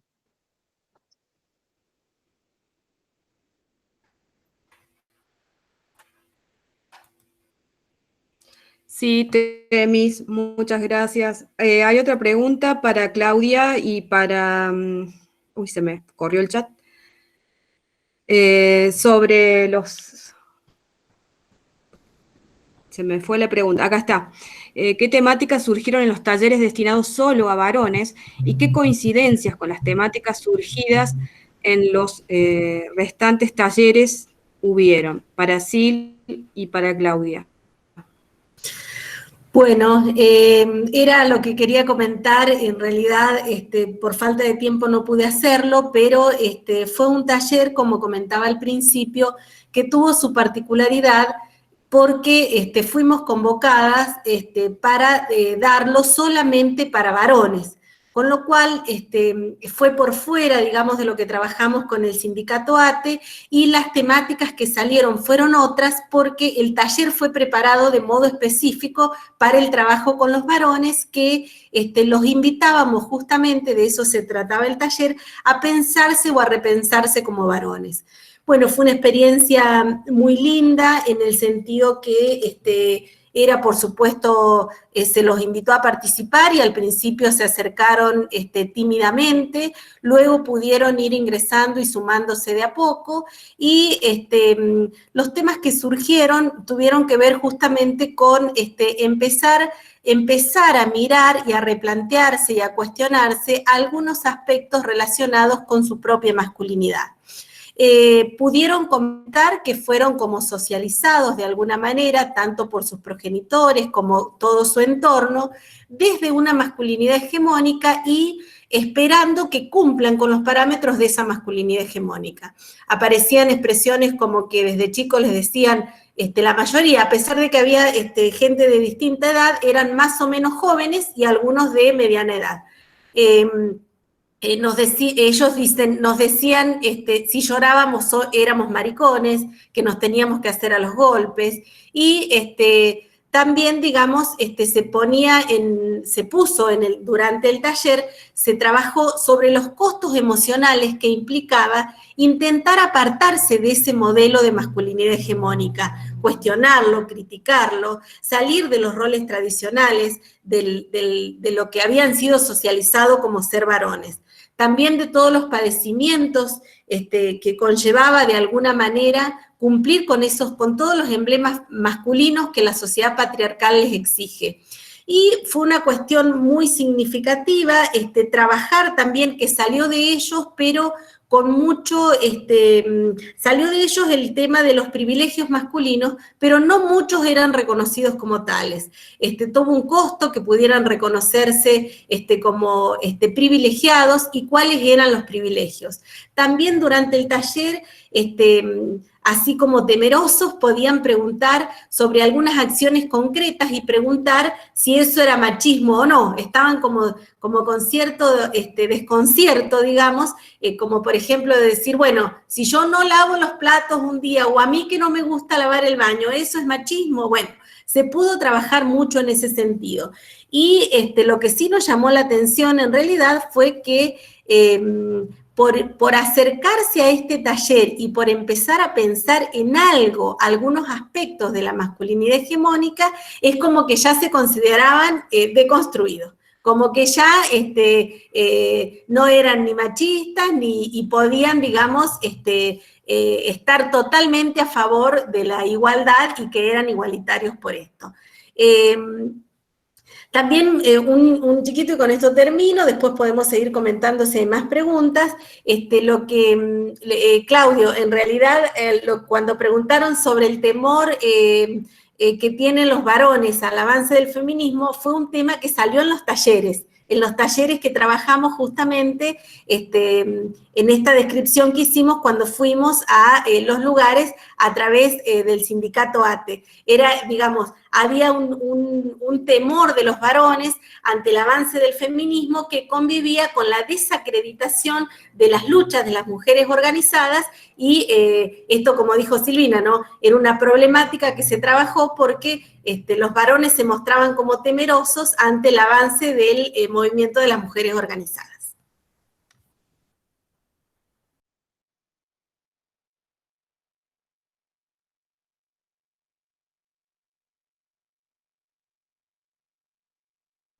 ¿Qué otra pregunta, Leti?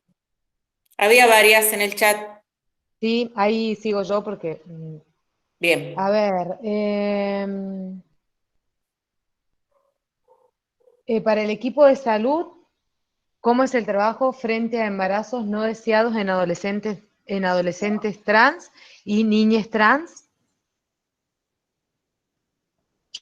Bueno, el trabajo frente al embarazo no intencional es de apoyar el derecho a decidir en todas las personas que son sujetos de derechos y que tienen capacidad de gestar. En ese sentido no hay diferencias, tanto nosotros que estamos en el programa de adolescencia como el programa de salud sexual y reproductiva, que nos provee los recursos para poder acompañar las interrupciones. Trabajamos en ese sentido, en considerar que la persona gestante tiene derecho a decidir y intentamos que el acompañamiento en los procesos sea un acompañamiento real, o sea, de acompañar desde la subunidad beta positiva hasta el tiempo que sea necesario para poder tomar una decisión consciente, y en el post y en el durante. Eso es una cosa que a veces es sencilla, a veces depende de la geografía, porque tenemos grandes dificultades con personas gestantes que viven en el interior de la provincia, pero hay una red de profesionales por el derecho a decidir con la que nosotros articulamos y bastante bien. No, por supuesto que no es óptimo, porque estamos inmersos en un marco donde hay muchísima gente social, donde hay muchísima gente antiderechos, y mucho miedo por parte de los profesionales, a veces fundado y otras veces es una excusa para simplemente no acompañar, pero acompañamos igual que para cualquier otra persona. Gracias, Temis. Bueno, otra pregunta dice, para las trabajadoras sociales o los docentes que trabajan con ESI en las escuelas. En función a este eslogan, con mis hijos no te metas, que nombraron, y entre tantas otras que aparecen, ¿cómo a una forma podría pensarse de apropiación de los cuerpos y la constitución de las diferentes formas de identidades y géneros? Bueno, no sería una pregunta eso, sino una afirmación. Sería la pregunta esta, en función a eso que plantea, ¿existen protocolos o se implementan protocolos para trabajar con les progenitores que permitan la irrupción de la CESI en ellos, en ellas? No sé quién quiere responder, está un poquito, capaz que, no sé si el que lo escribió está en la sala, por ahí lo dice verbalmente y... Sí, yo quería aportar ahí un comentario a esa pregunta, Okay. por una cuestión de estar trabajando desde hace mucho tiempo en el ámbito de las asesorías y el consultorio adolescente. Yo creo que ahí en el planteo del eslogan, con mis hijos no te metan, hay un problema jurídico, legal, normativo, a pesar de lo frondoso del cuerpo normativo, que es un desconocimiento y una infracción recurrente a la ley 26061, que es el reconocimiento de niños, niñas, niñes y adolescentes como sujetos de derecho. El eslogan, con mis hijos no te metes, es una violación evidente a ese principio de la niñez y las adolescencias como sujeto de derecho. Y el otro punto, digo, y eso se ha sentado muy fuertemente porque está pegado al paradigma de intervención anterior, digo, ¿no? El de patronato de la infancia, el objeto tutelar, la situación irregular y el Estado como el reparador de esa condición. Y el otro punto que me parece importante, que sería la pregunta, era los contenidos y lineamientos de ESI lo dicen claramente, y ahí también tenemos que trabajar fuertemente, que es en la inclusión de las familias en el marco del desarrollo integral de los lineamientos y contenidos. Digamos, nosotros asistimos a un problema claro, que suele ser visiblemente observado, que es una relación entre las familias y la escuela media distante, media hasta de mutua desconfianza, digamos, y que se desarrolla a partir de las incumbencias, digo, esto me toca a mí, esto le toca a la escuela, y etcétera, digamos, y viceversa. Entonces, en ese punto, lo que nosotros, o por lo menos con quienes trabajamos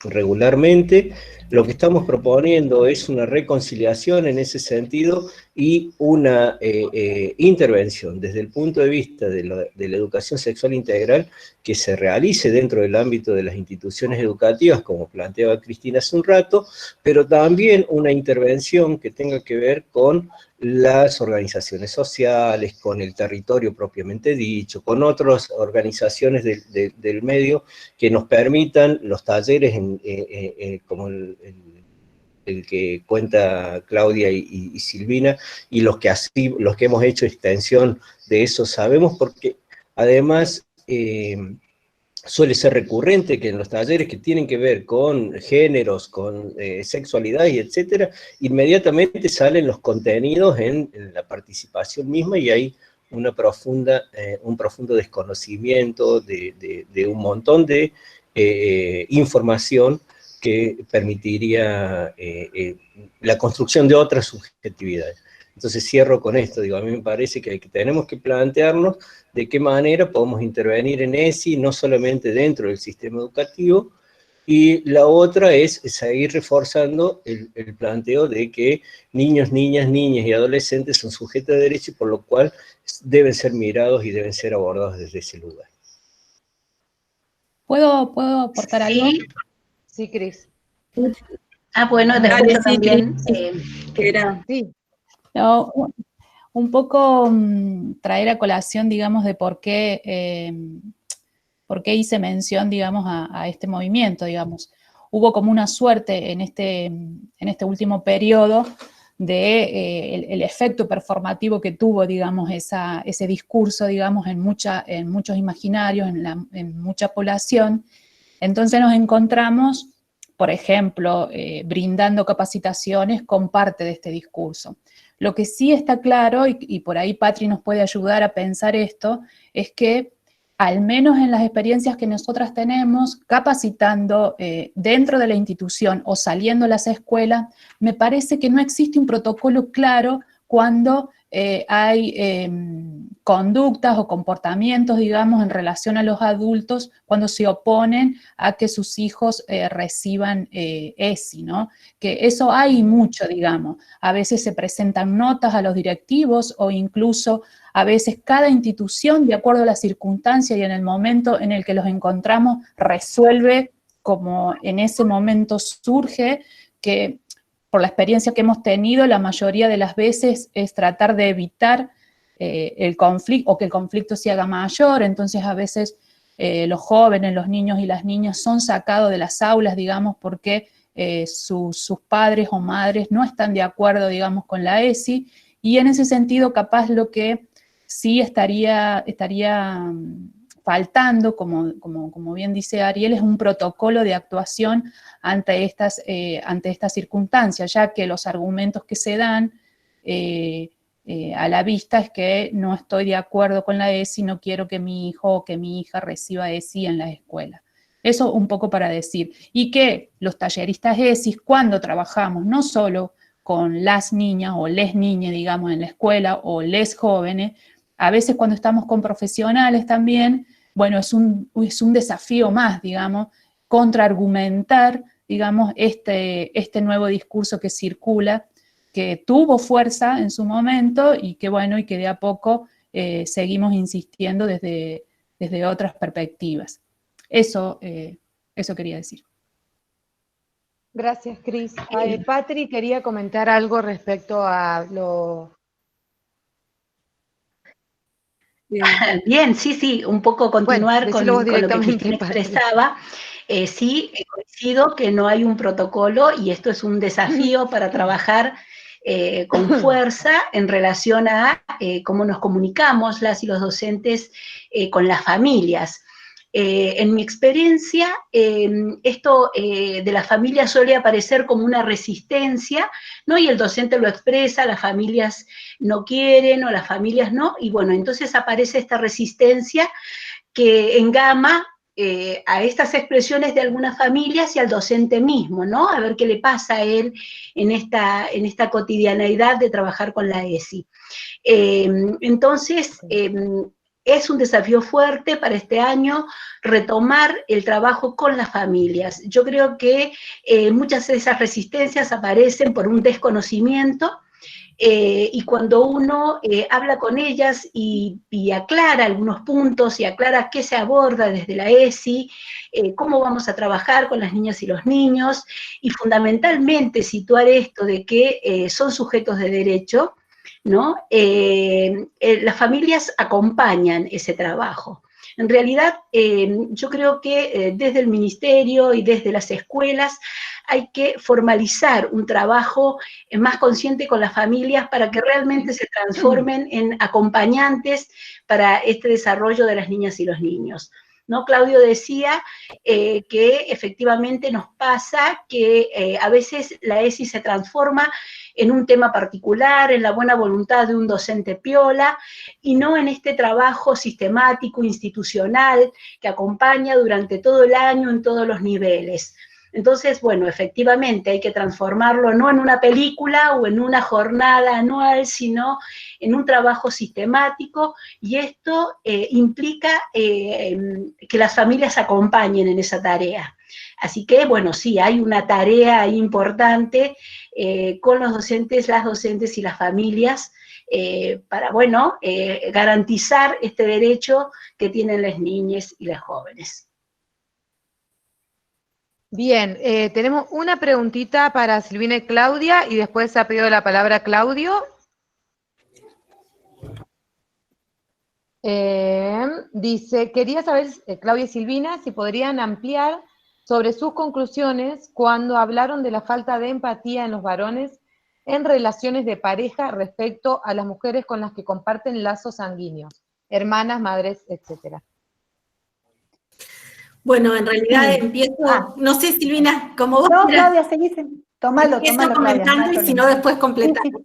En realidad a lo que hacíamos referencia, y volvemos a decir que estos temas son los que surgieron, que sacamos como extracto en común de los distintos talleres que realizamos en los lugares de trabajo a través del contacto de ATE, y en ese momento lo que salió como problemática común en algunos grupos de trabajo fue que vimos como una manera de empezar a sensibilizar los varones era, en términos de equidad y en términos de igualdad, eran sus expresiones que decían, por ejemplo, claro, si le tocara a mi hija o si fuera mi madre, quizás en eso ya pensaría y me vería en la obligación, en esos términos, no me los estoy inventando, ¿no? Me vería en la obligación de trabajar por la igualdad. Entonces veíamos como esa sería como una beta para empezar a pensar, a sensibilizar a los varones para acercarse justamente a pensar cuestiones de inequidad entre los géneros, de asimetría de poder, de privilegios masculinos, pero no aparecía llamativamente, por ejemplo, la pareja, porque pensábamos también con Silvina que con las parejas, la verdad que desde la masculinidad hegemónica se hace cualquier cosa, y cuando digo cualquier cosa va desde la violencia menor, la violencia simbólica, hasta la violencia más extrema como es el femicidio, los femicidios, ¿no? Entonces, estas situaciones que salían en los talleres era, si es mi hija lo pienso, si es mi mamá o si es mi abuela, pero hasta ahí llego, no más. En ese sentido lo decíamos. No sé si Silvina quiere agregar algo más. No, está bien. Esa era la idea, Claudia. Está bien. Creo que quedó claro.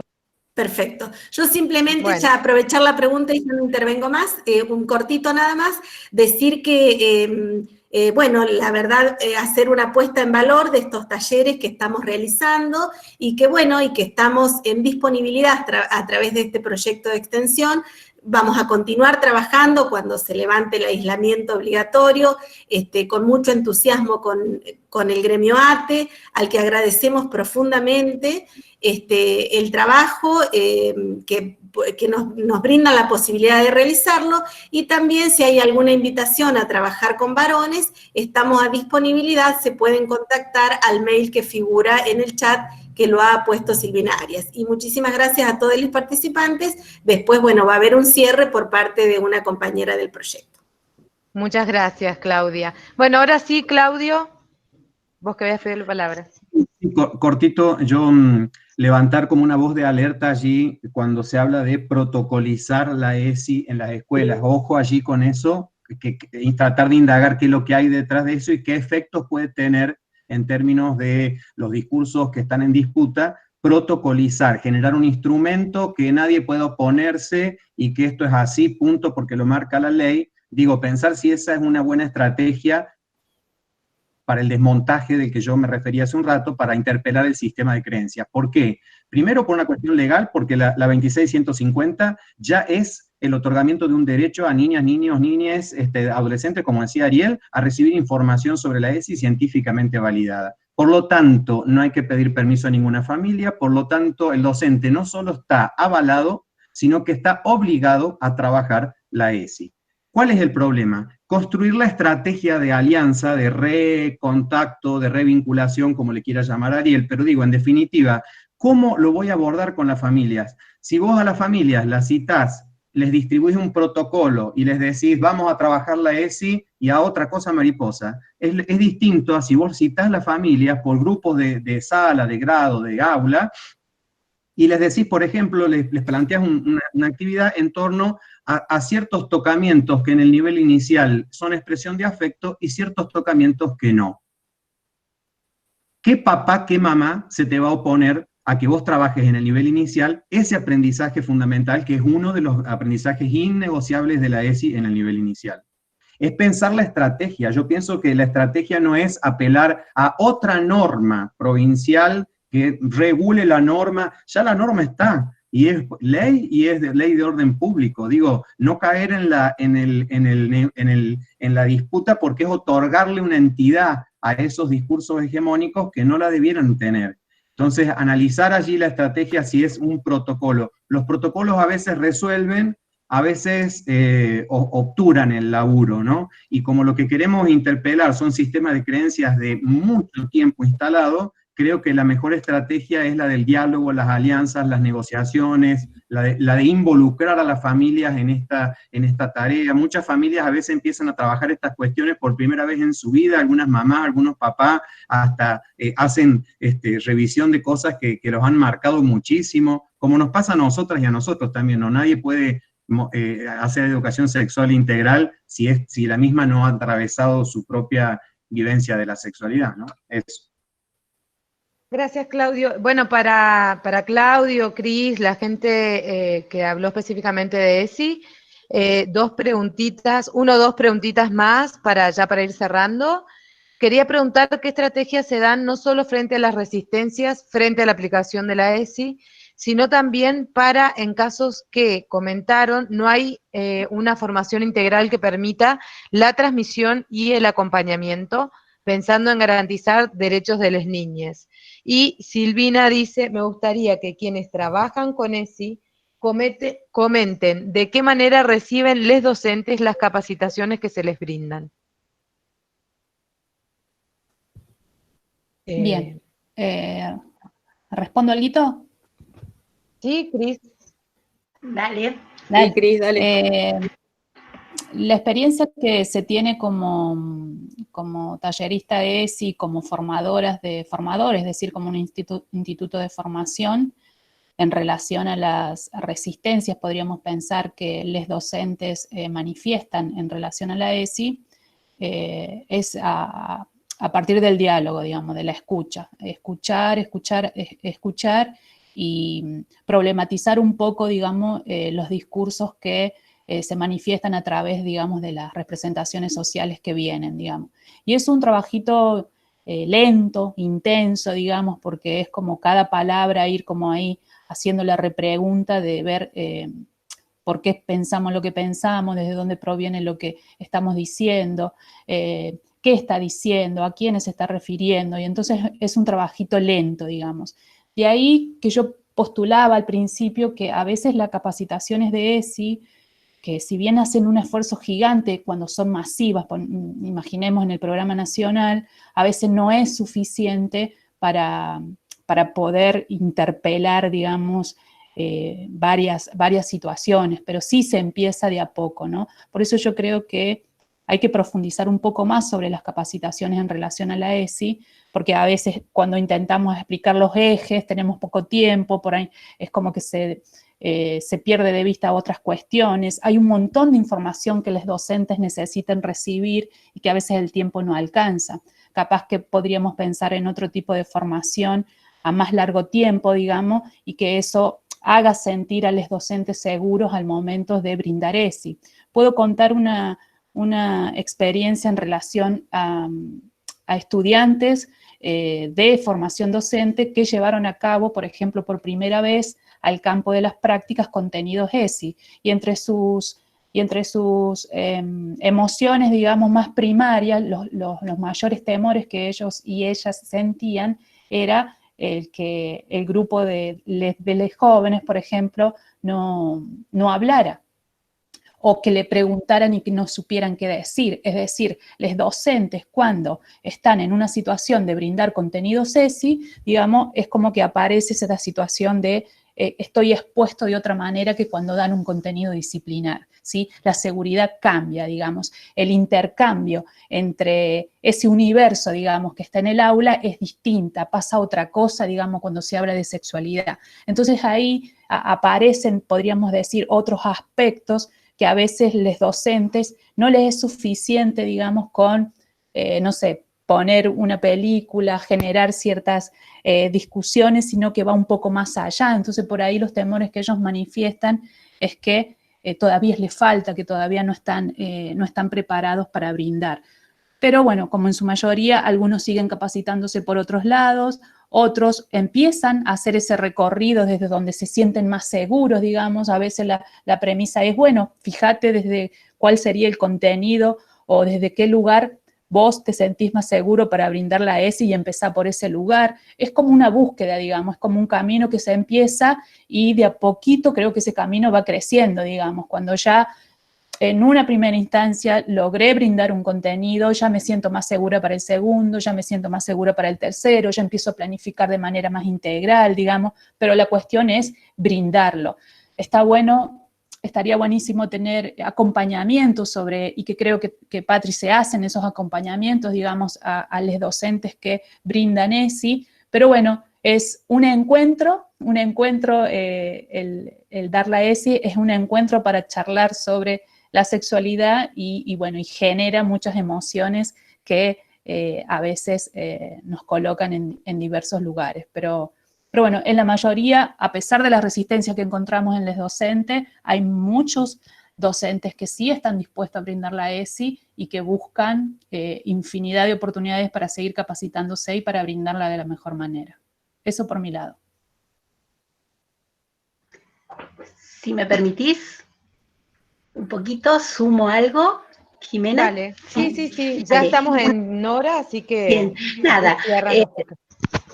Sumar dos cosas. Yo creo que hay muchos y muchas docentes que están involucrados en esto de la ESI, que están con ganas y en mi experiencia poquita, ¿no?, de este trayecto desde el Ministerio, valoran muy positivamente el acompañamiento.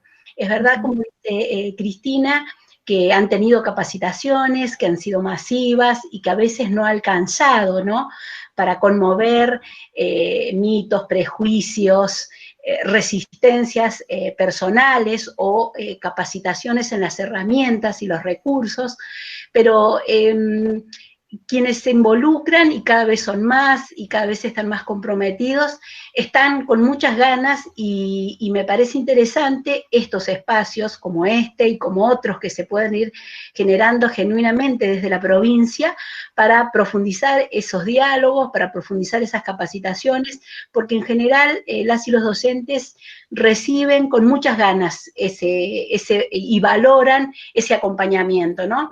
El sentir que un directivo, el ministerio, apoya esa tarea y los ayuda a encontrarse con otros colegas y genera espacios de diálogo para acercarse a las niñas y los niños. Entonces, me parece que estamos en un buen camino, hay que seguirlo profundizando, y estas instancias de diálogo y encuentro es lo que favorece un trabajo provincial en relación a la ESI. Está ahí. Gracias, Patricia. Bueno, le dejo la palabra a las chicas. Ah, perdón, acá hay un comentario en donde piden recomendaciones de material para leer. Bueno, muchos comentarios de agradecimiento por el espacio, de felicitaciones por el conversatorio, mucho de eso. Así que les paso la palabra a las chicas y bueno, gracias. A Sunilda, si estás ahí. Sí. Mientras tanto, para la compañera que solicitó material, puede mandar el mail al que estaba en el chat y a su vez sumarse al Classroom, y ahí seguramente va a ser un espacio para seguir compartiendo materiales y intercambiando opiniones. Suni, te doy la palabra para que vayas cerrando. Bueno, muchísimas gracias. Nuevamente agradecer la presencia de todos, la verdad que impecables todas las ponencias.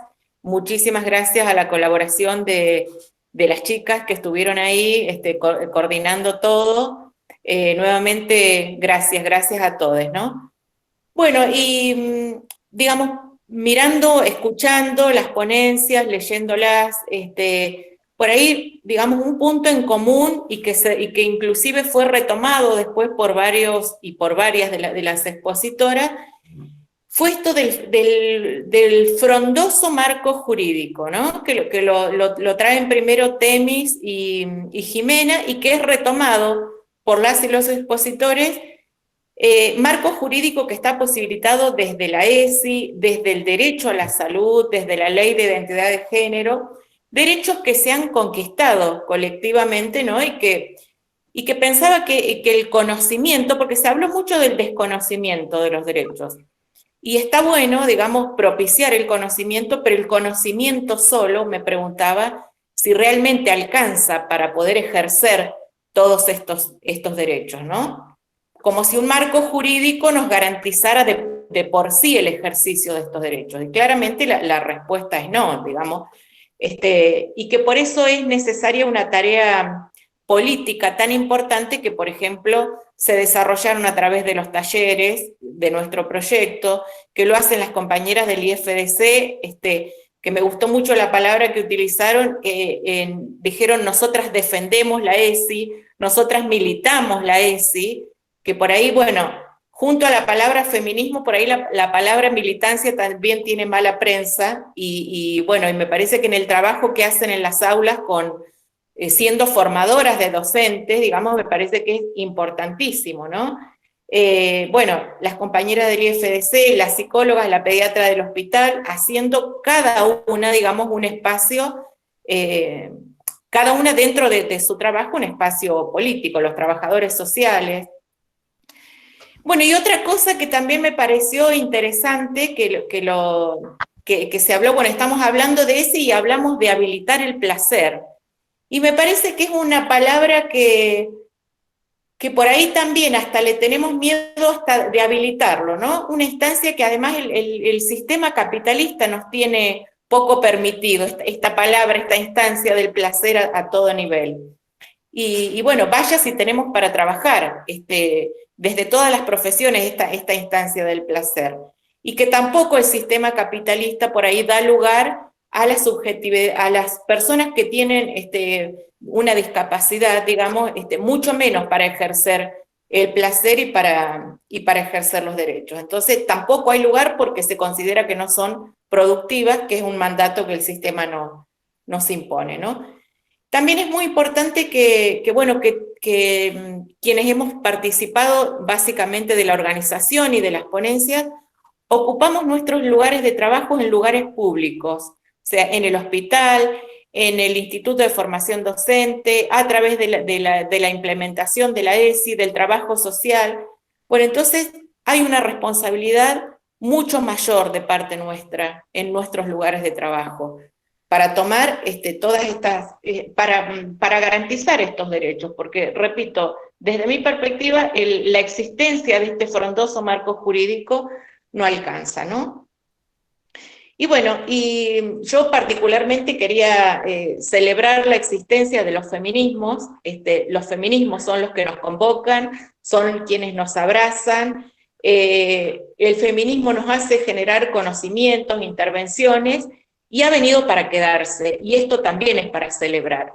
Y el feminismo existe porque existe el patriarcado, porque existe el machismo, y bueno, y porque aún en los, digo esto, suele sonar a veces medio antipático, pero aún en los lugares donde creemos que están más deconstruidas las cosas, es cuando más nos cuesta hablar. Nos cuesta hablar de estos temas con nuestras parejas, nos cuesta hablar con nuestros compañeros de trabajo, nos cuesta hablar con nuestros compañeros de militancia, porque justamente está la trampita esta de que nos creemos todas y todos tan deconstruidos, tan deconstruidas que bueno, que a propósito quería decir que bueno, que vi como una especie de que se movilizaron, ¿no? Algunos varones en el conversatorio cuando salieron algunos temas de lo que había surgido en los talleres con varones, bueno, empezaron como a la defensiva. ¿Cómo es eso? ¿Cómo es eso? ¿Qué pasó? Y bueno, lo importante es seguir generando estos espacios de diálogo. Estos espacios nos llevan a que podamos conversar, a que podamos entendernos, a que podamos decirnos las cosas. Así que, bueno.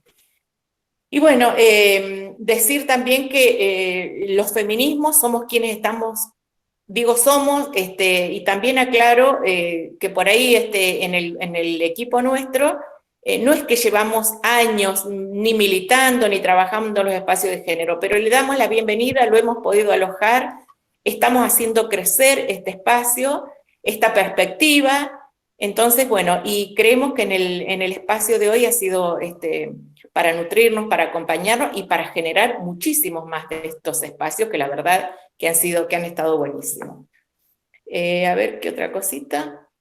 No, básicamente eso, agradecer nuevamente estos espacios políticos, amorosos, académicos, y que se multipliquen, que seamos capaces de multiplicarnos. Muchísimas gracias nuevamente.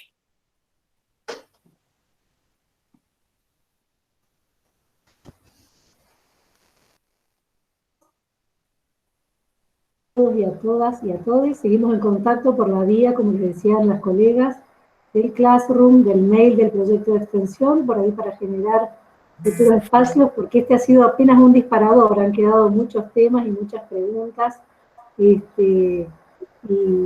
como para seguir compartiendo y debatiendo. Muchas gracias. Muchas gracias. Muchas gracias. Chau, chau, chau, gracias. No olviden a los que se van desconectando de mandar sus nombres de los participantes para que luego se protocolice la asistencia. Los expositores no, porque se va a protocolizar por otro lado, pero así, ni bien tengamos esa cuestión más formal, también se las mandamos. Así que bueno, muchísimas gracias a todos por la participación. Gracias por el espacio. Muchas gracias. Chau, chau. Chao, muchas gracias, Claudio, gracias.